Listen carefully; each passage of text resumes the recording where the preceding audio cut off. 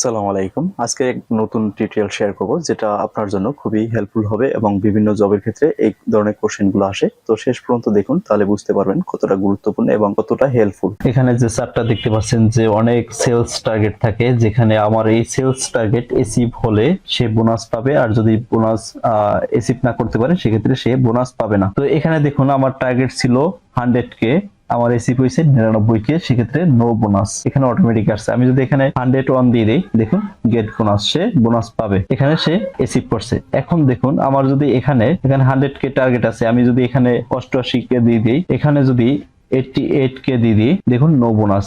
এখানে 70K, দেখুন no bonus. এখন যদি আমি এখানে 100 এসিভ দিয়ে দিই, দেখুন গেট বোনাস। তো এইটা কিভাবে আমি করছি আপনি আপনাদের সাথে শেয়ার করুন, পুরো ভিডিওটা দেখলে বুঝতে পারবেন। তো আমি এখান থেকে ফর্মুলা ডিলিট করে দেবো, ডিলিট করে দিলাম। এখন আমি প্রথমে যেটা করব, এটা হচ্ছে একটা লজিক্যাল ফাংশন। যদি আমার সেলস টার্গেট এসিভ হয় তাহলে সে বোনাস পাবে, আর যদি এসিভ না হয় তাহলে সে বোনাস পাবে না। তো আমরা এখানে ইফ ফর্মুলা লিখবো। প্রথমে ইকুয়াল সাইন দেবো, দেওয়ার পরে আইএফ লেখার পরে ট্যাব বাটনে ক্লিক করব। এরপর বলছে লজিক্যাল টেস্ট। লজিক্যাল টেস্ট হচ্ছে আমার সেলস অ্যামাউন্ট আমি সিলেক্ট করে দেব। Sales target greater than equal sales achieve, যেটা সে অর্জন করছে বা বিক্রি করছে, এইটা যদি গ্রেটার দ্যান ইকুয়াল এই টার্গেটের সমান অথবা বেশি হয় সেক্ষেত্রে সে বোনাস পাবে। এই যে আমি টার্গেটটাকে সিলেক্ট করে দিলাম, এখানে প্রথম সেলস অ্যামাউন্ট সিলেক্ট করে গ্রেটার দ্যান ইকুয়াল দিলাম, তারপর হচ্ছে টার্গেট অ্যামাউন্ট সিলেক্ট করে দিলাম। এই লজিকটা যদি সত্য হয়, ভ্যালু ইফ ট্রু, তাহলে কি হবে?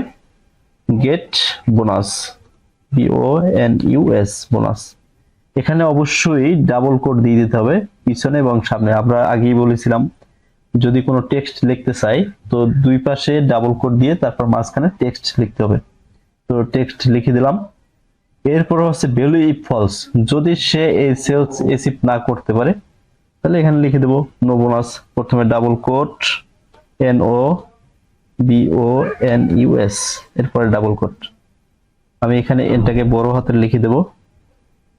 এখন এটাকে লেখার পরে আমরা কি করব? ফার্স্ট ব্র্যাকেট দিয়ে দেব। এখন আমার কোনো কন্ডিশন নাই, এরপর এন্টারে ক্লিক করব।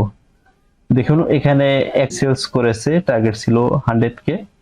তো দেখুন এখানে আমার গেট বোনাস। এখন আমি এইটাকে যদি প্লাসে আসার পরে এখানে যদি ডাবল ক্লিক করি, নিচ পর্যন্ত অটোমেটিক পেস্ট হয়ে যাবে। দেখুন এখানে 88K, এটা নো বোনাস।